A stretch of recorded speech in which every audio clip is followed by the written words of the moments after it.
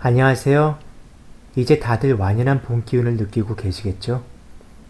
그래도 일교차가 심하니 모두들 환절기 감기 조심하시기를 바랍니다. 제가 돈이 필요해서 잠깐 외도를 한 건 아시죠?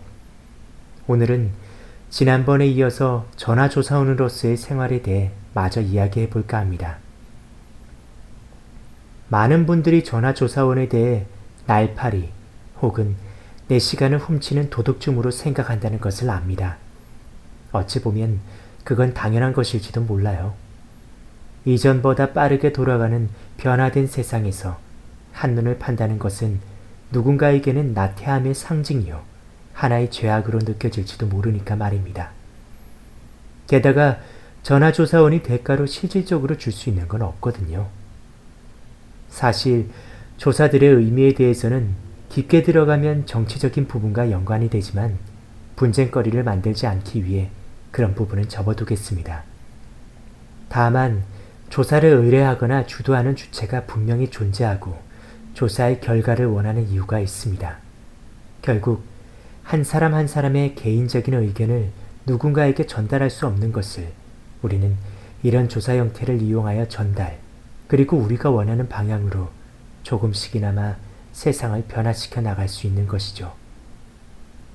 물론 누군가는 직장에서 자신에게 떨어진 역할을 수행하고 집에서는 엄마가 아이를 돌보는 일에 치중을 하고 있을 겁니다. 그런 현실에 충실한 모습들이 잘못되었다는 것이 아닙니다. 다만 그들이 할애를 할 수 있는 그 몇 초, 몇 분의 시간에 천금을 벌어들이는 것이 아닌 이상 이건 역시 전혀 무가치한 일은 아니라는 것입니다. 전화를 하다 보면 많은 이들을 만납니다. 보통 전화 연결 후 응답자가 무시하거나 거부하고 끊어버리기까지 대략 10초에서 15초의 시간이 걸리죠. 전화가 인입되는데 조금 여유를 잡아 1분에 거의 4명의 사람들을 상대합니다.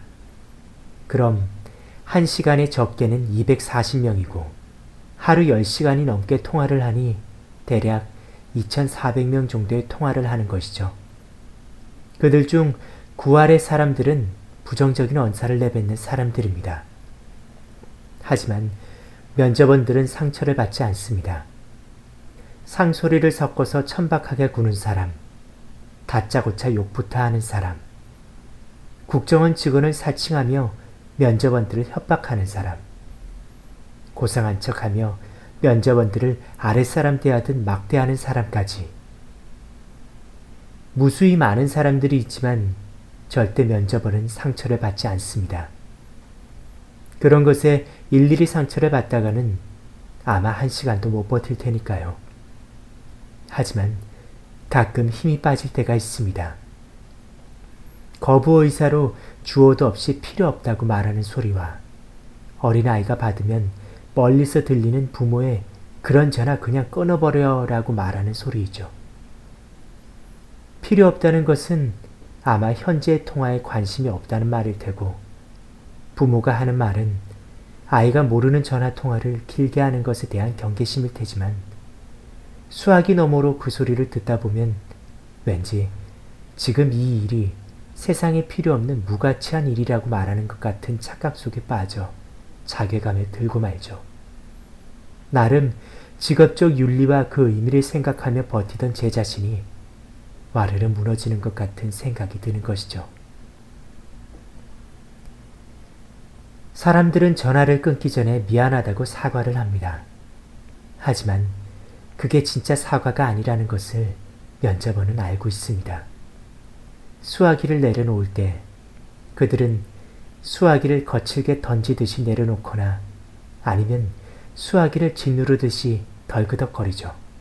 마치 수화기 너머의 혐오스러운 그것을 짓이기듯이 말입니다. 면접은 역시 사람이랍니다. 아니, 사람이기 이전에 면접원은 당신을 귀찮게 하기 위해 태어나거나 당신의 시간을 좀먹기 위해 태어난 버러지가 아니랍니다. 적어도 그것만이라도 기억을 해준다면 그런 의미 없는 사과말보다는 훨씬 나을 거라고 생각합니다. 상춘곡을 부르게 하는 완연한 봄 기운. 그럼 이번 주말 만끽하시길 바라며 오늘은 이만 마치겠습니다. 고요한 밤, 편안한 밤 되시길 바랍니다. 그럼 안녕히 주무세요.